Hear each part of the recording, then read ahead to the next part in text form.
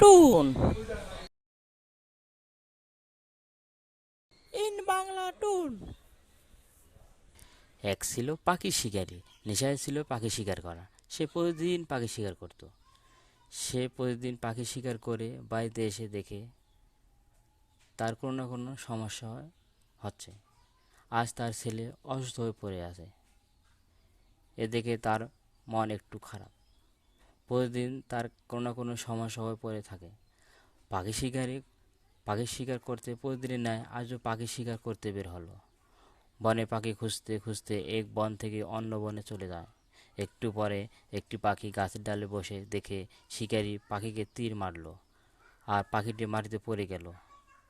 শিকারী পাখির কাছে গেল ধরতে, তখন পাখিটি কথা বলতে লাগলো।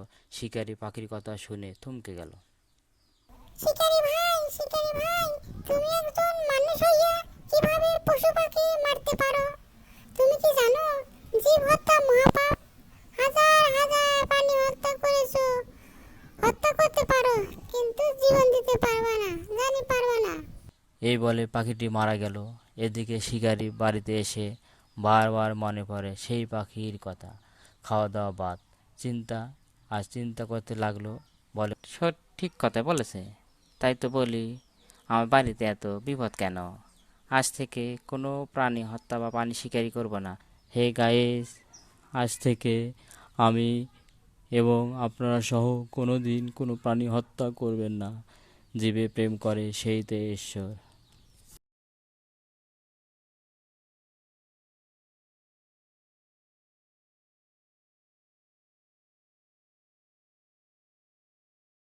এক গায়ে বাস করত আলাল দুলাল নামে দুই ভাই।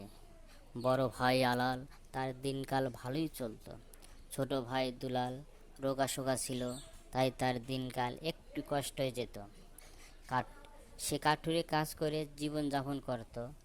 একদিন তার স্ত্রী বলল, ওগো, শুনছো? আজ আমাদের ঘরে কোনো খাবার নেই। এ কি কইতে চাও? আজও আমাদের ঘরে খাবার নাই। আজও বনে যেতে হবে কাঠ কাটতে। একই কাজ বারবার ভালো লাগে না। এভাবে কষ্ট জীবন আর কদিন চলবে? কাঠুরে তার স্ত্রীর কথা শুনে বনে কাঠ কাটতে রওনা হলো। তখন ছিল গ্রীষ্মকাল, প্রচণ্ড গরম। কাঠুরে বলে, আজ বেশি করে কাঠ কাটতে হবে। আজ দেখি খুবই গরম লাগছে। আকাশে মেঘ করেছে রে। তাড়াতাড়ি করে গাছটা কাইটা বাড়ি যাই, দেখি কোন গাছটা কাটতে হয়। ও বাবা, বৃষ্টি শুরু হয়ে গেল। কোথায় যাই? ও, ওই যে দেখা যাচ্ছে গুহা, ওইখানে যাই। গরমে বৃষ্টি এসে শরীরটা ঠান্ডা করে গেল। এই কথা বলে কাঠুরে ঘুমে গেল। ক্লান্ত শরীর, সে প্রচুর ঘুমে পড়ে গেল। একটু পর সে প্রচুর ঘুমে পড়ে গেল। একটু পর ঘুম থেকে উঠে দেখে রাত অনেক হয়ে গেছে। সে চিন্তা করতে লাগলো, কিভাবে কিভাবে বাড়িতে যাব। একটু পর কানে শব্দ শুনতে পেল। এত রাতে আবার কিসের শব্দ শুনি? ওখানে কে রে? ওই কাঠুরে, এদিকে আয়, আমাদের সাথে নাচ কর। তখন কাঠুরে ভয়ে ভয়ে একটু একটু করে সামনে এগিয়ে এগিয়ে যাইতে লাগলো। তখন দেখতে পেল দুইটি পরী নাচ করছে। তখন কাঠুরেকে দেখে পরীরা বলে উঠল, তাকে নাচতে বলে। তখন কাঠুরে তাদের সাথে নাচ শুরু করে। পরীরা কাঠুরের নাচ দেখে খুবই খুশি হলো। কাঠুরেকে কিছু সোনা দানা দেয় এবং কাঠুরের গলায় ঘ্যাকটি ভালো করে দেয়। তখন সে বাড়িতে আসে। কিছুদিন পর কাঠুরে তার বাড়িঘর পাকা করে ফেলে এবং সে ভালো ভালো খাবার খাইতে শুরু করে। এই দেখে তার বড় ভাই আলাল চিন্তা পড়ে গেল, আমার ছোট ভাই কিভাবে এত বড় লোক হলো? আজকালকের মধ্যে ঘর বাড়ি ও ভালো ভালো খাবার খাচ্ছে, কারণ কি? যাই দেখে আসি।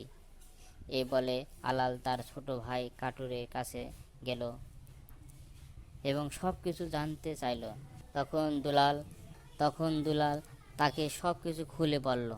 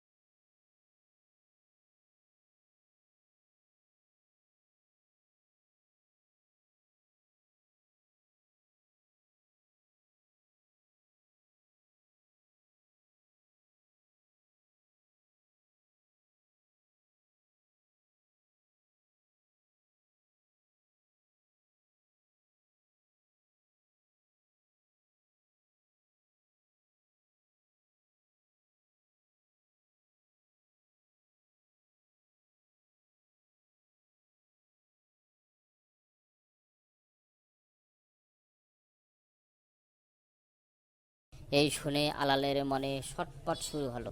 পরের দিন আলাল রওনা হলো সেই মনে দেখে যাইতে যাইতে গান গাইতে লাগলো। নীল আকাশের নিচে আমি রাস্তা চলেছি একা,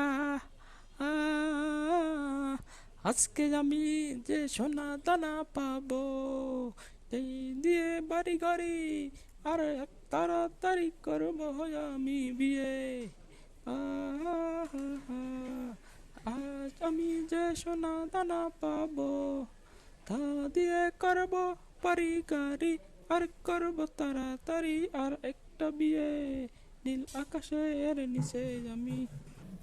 বিকেলে সেই বনের ভিতরে প্রবেশ করে, গুহার ভিতরে ঢুকে পড়ল এবং পরীর জন্য অপেক্ষা করতে লাগলো। কই আসে পরীরা, আমার আর ধৈর্য সইতেছে না। পরে পরে এলে যে সোনা দানা দিবে, আমি বাড়ি গাড়ি আবার একটা বিয়ে করব। রাত গভীর হলো, এখনো পরীরা আসে না, নাচ শুরু করে না। একটু পর পরী এসে নাচ শুরু করলো। এই দেখে আলাল খুবই খুশি হলো। একটু পরে পরীরা দেখতে পেল আর বলে উঠল, কে রে ওখানে? আলাল বলে, আমি। পরী বলল, এদিকে আয়। তখন সে যায়। পরীরা বলল, আমাদের সাথে নাচ কর, দেখি আমাদের সাথে নাচতে পারিস কি না। সে পরীদের সাথে নাচ করতে লাগলো। পরীরা তার নাচ দেখে অপছন্দ করলো এবং তার ছোট ভাইয়ের ঘ্যাক তার গলায় লাগিয়ে দিল এবং বলল, এখন বাড়িতে যা। আলাল কাটতে কাটতে বাড়িতে চলে এলো। সে বুঝতে পারলো লোভে পাপ, পাপে মৃত্যু। এক তৃণভূমিতে পিপীলিকা ও ফড়িং বসবাস করত। পিপীলিকা সারাদিন কঠোর পরিশ্রম করে দূরে চাষের জমি থেকে শস্য দানা সংগ্রহ করত। তারা খুব নিয়ম মেনে কাজ করত। প্রতিদিন সকালে সূর্য ওঠার সাথে সাথে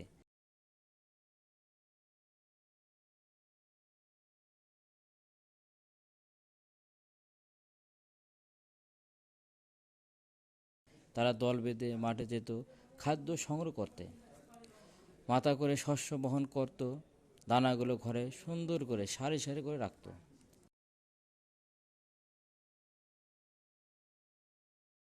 আবার মাঠে ফিরে যেত। এদিকে ফড়িং ছিল খুবই অলস। সে সারাদিন বিশ্রাম নিত, নিজের মনে সুখে গান গাইত।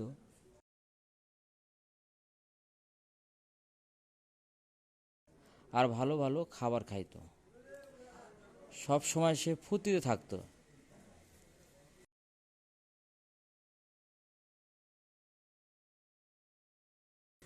সে ভবিষ্যতের কথা ভাবতই না।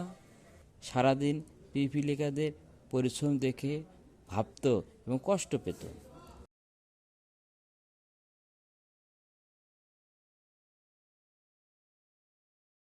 আর ফড়িং সারাদিন আরাম আয়েশ করে খেয়ে দিয়ে বিশ্রাম করত, মনের খুশিতে গান গেয়ে বেড়াতো। সে কোনো কষ্ট মনে করত না। এদিকে পিপলিকাগুলো শস্য দানাগুলো তাদের বাসায় বয়ে আনত। সারাদিন কঠোর পরিশ্রম করত। তাদের শরীর দুর্বল হয়ে পড়ল। তাদের মধ্যে একজন শস্য দানা সহ পড়ে গেল। তাই দেখে ফড়িং হাসল, হা হা হা হা। ফড়িং ভাই, দয়া করে আমার এই শস্য দানাটি বাসায় দিয়ে আসবা। কিন্তু ফড়িং তার কথা না শুনে, তোমাদের খাবার তুমি নিয়ে যাও। তখন পিপীলিকা শস্য দানাটি নিজেই তুলে নিল। তোমরা এত পরিশ্রম করছো কেন?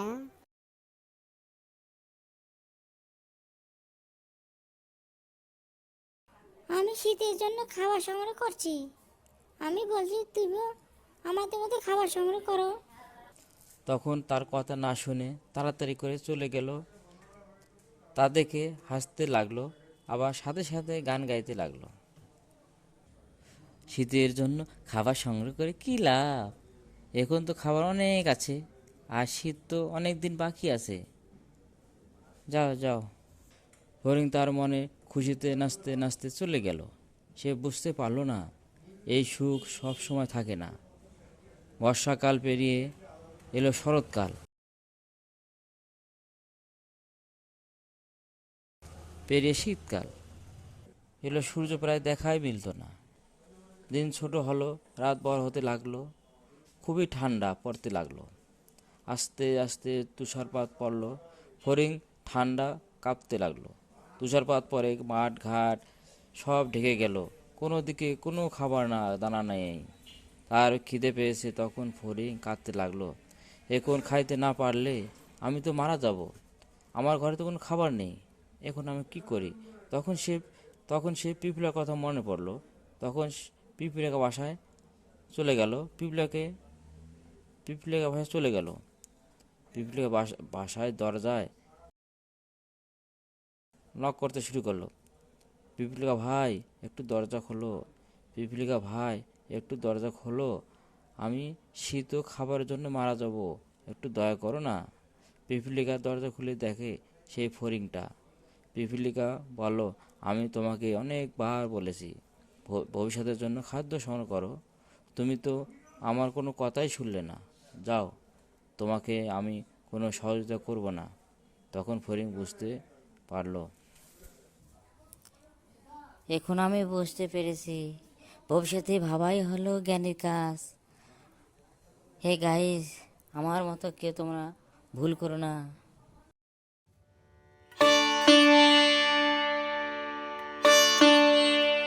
এক বনে বাস করত বাঘ ও শিয়াল। একদিন বাঘ ভাবতে লাগলো, শুনেছি শিয়াল মামা নাকি খুবই চালাক। আমার তো অনেক দিন ধরে বিয়ে করা শখ, তার কাছে যাই। যেতে যেতে ভাবতে লাগলো, শিয়াল মামা তো চালাক চতুর, কোনো ব্যবস্থা করে আমাকে বিয়ে দিতে পারে। একটু পরে শিয়াল মামার সাথে দেখা হলো। তখন বাঘ শিয়ালকে বলতে লাগলো, শিয়াল মামা, তুমি কেমন আছো? তোমাকে তো খুঁজছি। শিয়াল মামা, সবাই বলে তুমি নাকি খুবই চালাক, চতুর এবং তোমার খুব বুদ্ধি আছে। তাই অনেক দিন হতে আমার বিয়ে করার শখ। তুমি কি পারবে আমাকে বিয়ে দিতে? আমাকে বিয়ে দিলে তোমার জন্য পুরস্কার আছে। তখন শিয়াল মনে মনে ভাবতে লাগলো, এখনই সুযোগ, বাঘ মামাকে দিয়ে আমার কাজ হাসিল করে নিতে হবে। মামা, বিয়ে করা আমারও শখ ছিল, কিন্তু অনেক খরচ ও নিয়ম আছে, তাই আমিও এসব বাদ দিয়েছি। তুমি কি পারবা এত খরচ নিয়ম মানতে? বাঘ ভাবতে লাগলো, আমি হলাম এই বনের রাজা, অনেক শক্তি আমার, সবাই দেখে ভয় পায়। আমি যদি বলি পাবো না কেমন হয়? যাক, যেভাবে হোক, যত খরচ লাগুক না আমি দেব। শিয়াল মামা, যতই টাকা পয়সা এবং যতই খরচ লাগুক আমি দিব, তুমি শুধু আমার বিয়ের ব্যবস্থা করে দাও, আমি বিয়ে করব। বাঘ মামা, বিয়ে অনেক দিন লাগতে পারে, এখন খরচ করে করে নিয়ে রাখি, প্রতিদিন গরুর মাংস আনতে হবে। প্রতিদিন বাঘ গরুর মাংস এনে দেন, আর শিয়াল গরুর মাংস আরাম করে খায় আর বলে, কি স্বাদ, এত স্বাদ কে?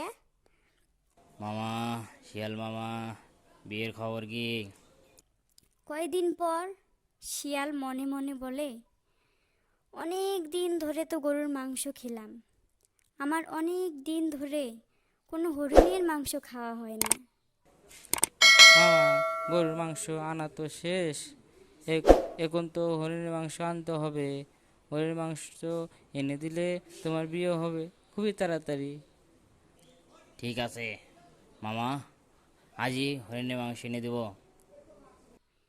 আবারও বাঘ প্রতিদিন হরিণের মাংস এনে দেয়, আর শিয়াল আরাম আয়েশ করে হরিণের মাংস খায় আর বলে, এত স্বাদ কে? কি শিয়াল মামা, বিয়ের খবর কি?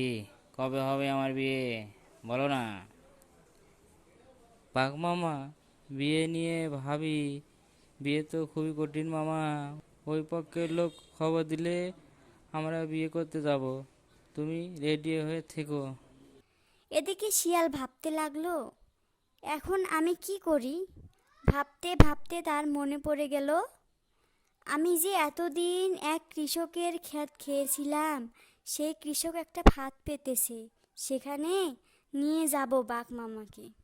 কি খবর শিয়াল মামা, চলো যাই বিয়ে করতে, আমি তো রেডি হয়ে এসেছি। মামা, বিয়ে তো করতে যাবা, বিয়েতে কিছু নিয়ম কানুন আছে, তুমি তো জানো। তাড়াতাড়ি বলো, বিয়ে করতে সব নিয়ম কানুন আমি মানব। ঠিক আছে মামা, বিয়ের আগে আমি যা যা বলবো সব কথা তুমি শোনো। তুমি গিয়ে ওই বাসর ঘরে বসে থাকবা। ঠিক আছে, আর কি নিয়ম আছে বলো, তাড়াতাড়ি বলো। তুমি বাসর ঘরে বসে থাকবা, কিছু লোক আসে, তাদেরকে কোনো ক্ষতি করবে না। ওরা এসে তোমাকে যা করবে তুমি চুপ করে বসে থাকবা, কিন্তু কোনো ক্ষতি করবে না। তখন তোমার সাথে বিয়ে দিয়ে দিবে। ঠিক আছে মামা। বাঘ আস্তে আস্তে খাসার দিকে যাচ্ছে আর বলে, আজ আমার বিয়ে, কি খুশি লাগছে। বাঘ কয়, 1 ঘন্টা বসে থাকার পর মনে মনে বলে, কই আসে ওরা, বিয়ের তো লগ্ন ফিরিয়ে গেল, আমার তো আর ধৈর্য সইতেছে না। কয়দিন ধরে শিয়াল আমার ক্ষেত খেয়ে নষ্ট করেছে, আজ ফাঁদে পড়তে হবে, তাকে আজ পেলে মেরে ফেলবো। এদিকে একটু পরে কৃষকরা লাঠি সোঁঠা নিয়ে এসে দেখে বাঘ তাদের ফাঁদে পড়ে আছে। তখন তারা বাঘকে মারতে শুরু করলো। বাঘ তখন মনে মনে বলে, আমাকে যত মারুক না কেন, আমি কিছু বলবো না আজ, আমি বিয়ে করে ছাড়বো। ওরে বাবা, আমাকে তো প্রাণে মেরে ফেললো, এখন তো বিয়ের কোনো খবর নাই। তখন বাঘ বলতে লাগলো, বিয়ে বিয়ে করিয়া প্রাণটা গেল আমার চলিয়া, বিয়ে বিয়ে করিয়া প্রাণটা গেল আমার চলিয়া, আমি আর বিয়ে করব না।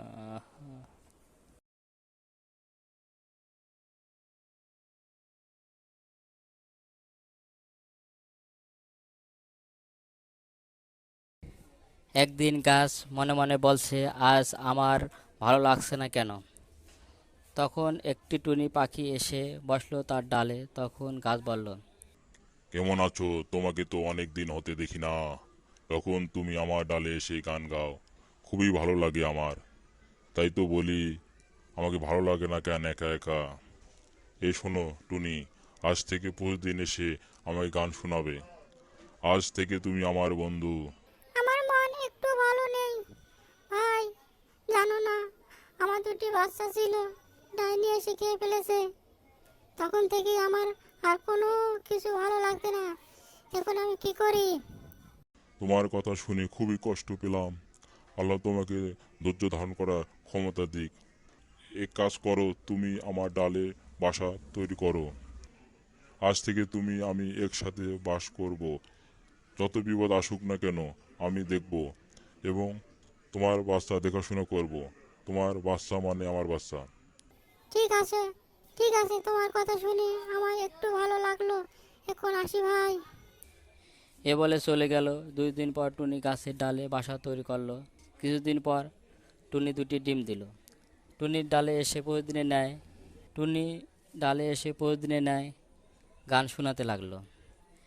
এভাবে 2 মাস পর টুনি 2টি ফুটফুটে বাচ্চা দিল। সে বাচ্চা আস্তে আস্তে বড় হতে লাগলো। কিছুদিন পর টুনি গাছকে বলল, তোমাকে অনেক অনেক ধন্যবাদ আমার বাচ্চা দুটোকে দেখার জন্য। আমার বাচ্চা দুটি বড় হয়েছে, তাদেরকে আমি নিয়ে যাব। ঠিক আছে, তোমার বাচ্চা তুমি নিয়ে যাবা, কিন্তু একটা কথা শোনো, আমি তোমার বাচ্চা দেখাশোনা করেছি, তুমি তো জানোই। তাই তো আমাকে 1,00,000 টাকা দিতে হবে। আমি না হলে তোমার বাচ্চা বাঁচতে পারতো না।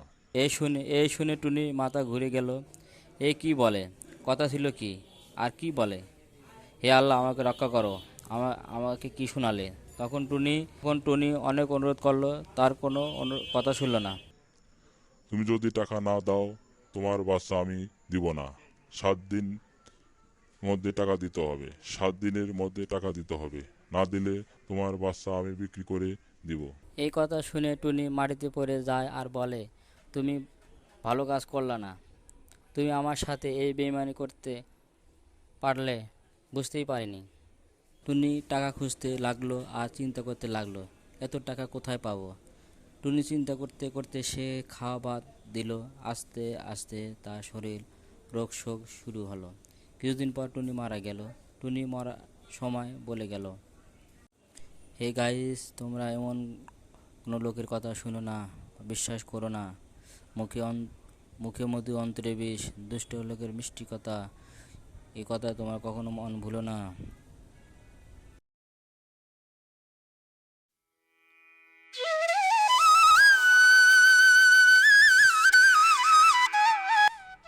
এক গ্রামে বাস করত রাজু নামে এক অনাথ শিশু। শীতকালে পিঠা, তাদের গ্রামের বাড়ি বাড়ি পিঠা তৈরি করে। ছেলেমেয়েরা পিঠা খাচ্ছে, তাই দেখে তারও খাইতে ইচ্ছে করছে। একদিন তার মাকে বলল, মা, সবাই তো পিঠা তৈরি করছে, পিঠা খাচ্ছে, আমাদেরও পিঠা তৈরি করো না কেন? আমারও তো পিঠা খাইতে ইচ্ছে করে মা। আমরা তো খুবই গরিব বাবা, পিঠা তৈরি করতে অনেক খরচ, কই পাবো টাকা পয়সা চাউল? না মা, আমি বুঝি না, আমি খাবই। একটু হলেও তৈরি করো, শীতকালের পিঠা খুবই মজাদার মা। রাজুর মা কোনো উপায় না পেয়ে একটি বুদ্ধি বের করলো, আমার তো একটা গরু আছে। ঠিক আছে বাবা, একটা কাজ কর, আজ হবে না, কালকে পিঠা তৈরি করব, তখন খাস। আমাদের যে গরুটা আছে তা নিয়ে বিকেলে ধান খেতে যাস, ধান খেয়ে তার পেট ভরবে তখন নিয়ে আসিস। আর সকালে গরুর গোবর থেকে যে ধানটুকু বের হবে সেই থেকে আমি তোকে পিঠা বানিয়ে দিব। রাজু তার মার কথা মতো গরুটা মাঠে ধান খেতে নিয়ে গেল। ধান খেতে গরুটা পেট ভরে খেলো। তখন রাজু গরুটা বাড়িতে নিয়ে আসে। এরপর তার মা সকালে গরুর গোবর থেকে ধান সংগ্রহ করে এবং পিঠা তৈরি করে রাজুকে ডাকতে লাগলো, বাবা রাজু, এসো পিঠা খেয়ে যাও। রাজু, পিঠা খেতে আয় বাবা, দেখ তোর জন্য কত সুন্দর পিঠা তৈরি করেছি, আয় বাবা। তাড়াতাড়ি করে আমাকে পিঠা দাও, খুবই মজা হয়েছে। আর একটা দাও, আরো একটা দাও। বাবা রাজু, পিঠা খেয়ে দে, গরুটা মাঠে নিয়ে যা, আর ক্ষুধা লাগলে এই 3টা পিঠা খেয়ে নিস। রাজু তার মার কথা মতে গরুটা মাঠে নিয়ে গেল গরু চড়াতে। গরু মাঠে ঘাস খাচ্ছে আর রাজু মাঠের এক পাশে বসে বিশ্রাম নিচ্ছে। একটু পর রাজু বলল, আমার তো খুবই খিদে লেগেছে। যাক, তার ব্যাগ থেকে পিঠা বের করে খাচ্ছে আর খেতে খেতে 2টি পিঠে খেয়ে তার পেট ভরল আর একটি পিঠা মাটিতে ফেলে দিল। একটু পরে সে গরু নিয়ে বাড়িতে চলে এলো। কিছুদিন পর তিনি আবার গরু নিয়ে মাঠে চলে এলো। এসে দেখে তার পিঠা থেকে গাছ হয়েছে। পিঠা গাছ দেখে রাজু মহা খুশি। দেখে পিঠা গাছ হয়েছে আর পিঠা অনেক ধরেছে। এভাবে রাজু প্রতিদিন গরুকে ঘাস খাওয়ায় আর নিজেই পিঠা খায়।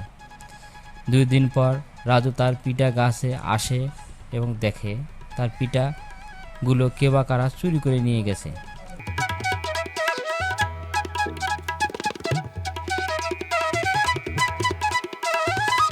তা চিন্তা হয় কিভাবে চোরকে ধরা যাবে। সে একটি বুদ্ধি বের করলো। তাই সে গাছের আড়ালে হয়ে থাকলো। একটু পর চোর এসে গাছ থেকে পিঠা চুরি করতে লাগলো।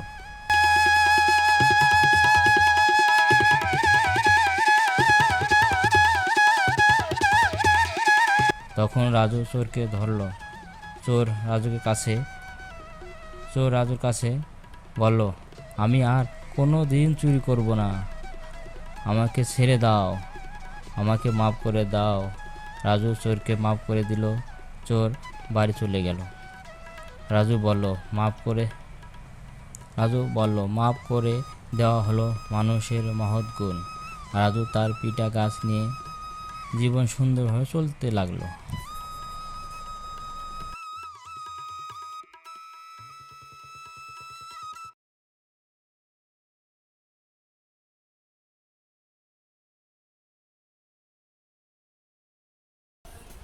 এক গায়ে বাস করত 3 কানা। তারা সুখে শান্তিতে একসাথে বসবাস করত। এভাবে কেটে গেল অনেক দিন। হঠাৎ তাদের গ্রামে আসলো এক মস্ত বড় হাতি।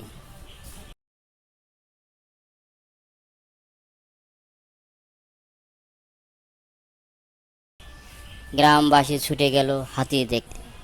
এদিক দিয়ে তারা 3 কানা বলে উঠল, আমাদের গ্রামে নাকি হাতি এসেছে, চলো সবাই মিলে হাতি দেখতে যাই। এ বলে চলে গেল হাতি দেখতে। তারা এক এক করে হাতি দেখল।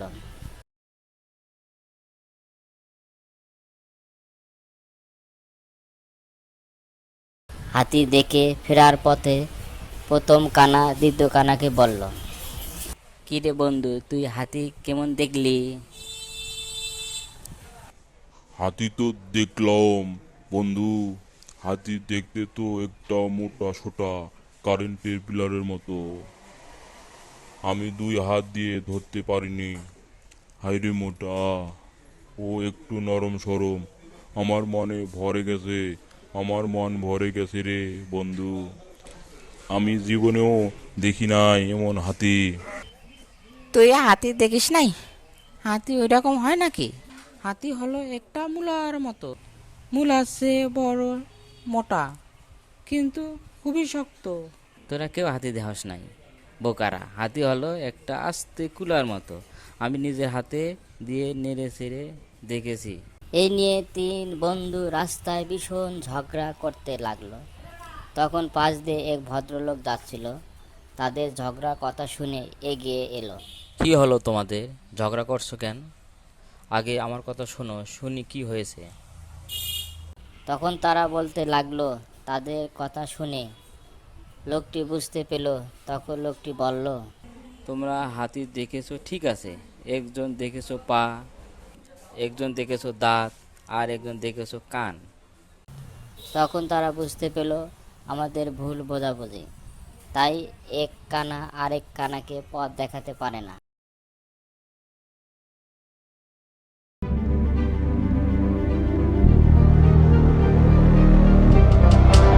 অনেক অনেক দিন আগে পৃথিবীতে কোনো কাজ কর্ম ছোট নয়। যে কোনো কাজকর্ম তার ভালো জানা থাকলে সে কর্ম সম্মান আছে। তাই কর্মজ্ঞান মানুষকে বেঁচে রাখে। জ্ঞান ও কর্ম জানা থাকলে নিজেকে বড় বা গর্ব করতে নেই। একদিন কলা গাছ গর্ব করে মরিচ গাছকে বলল, দেখতে দেখতে আমি আজ কত বড় হলাম, আর মরিচ গাছ আজ ঠিক একই রকমই আছে, তার কোনো পরিবর্তনই নেই। আমার ডাল পাতা কত বড় বড় এবং মোটা হয়েছি। কিরে মরিচ, আমার সাথে থাকতে তোর লজ্জা করে না?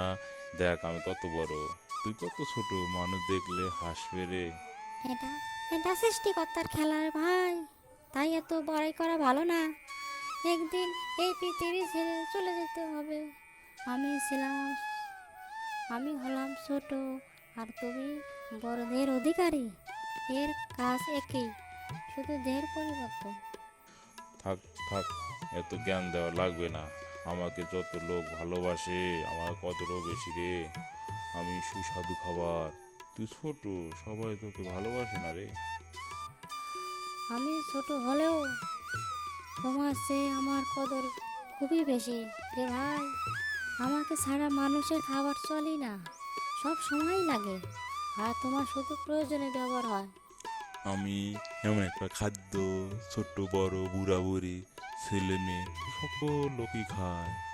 তোমার সে অনেক বড় ও মোটা, আর তুমি হলা অনেক ছোট, মানুষের চোখেই পড়ে না।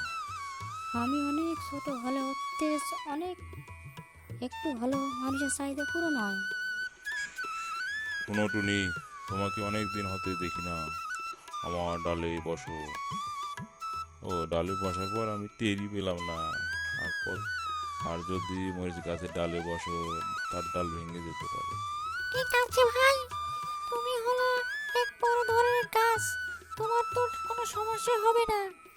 কিন্তু মরিচ গাছ তো ছোট, তার তো সমস্যা হতে পারে। মেনে রেখো, তুমি যত বড় হও না কেন, মরিচ যত ছোট হোক না কেন, চেহারা ও কাজ কর্ম ভিন্ন হলেও সবার কাজে ও অবস্থায় এক। দেখতে দেখতে আজ আমি বুড়ো হয়ে গেলাম, আমার সব কলাগুলো পেকে গেল।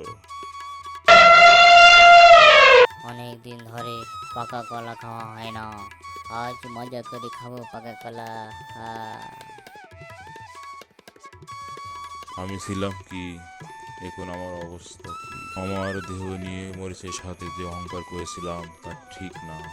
মরিচের সাথে দিন যা করেছি সব ভুল করেছি। মরিচ গাছের মরিচ গাছের সাথে মাপ নেওয়ার সময় পেলাম না। হে মানব জাতি, ধন সম্পদ চেহারা কোনো কিছুই অহংকার করে একদিন পতন হবেই।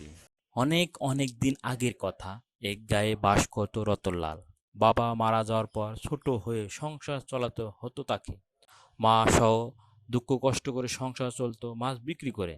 একদিন মা তাকে বলল, বাবা আজ আমাদের ঘরে কোনো খাবার নেই। বাবা, আজ ঘরে কোনো খাবার নেই।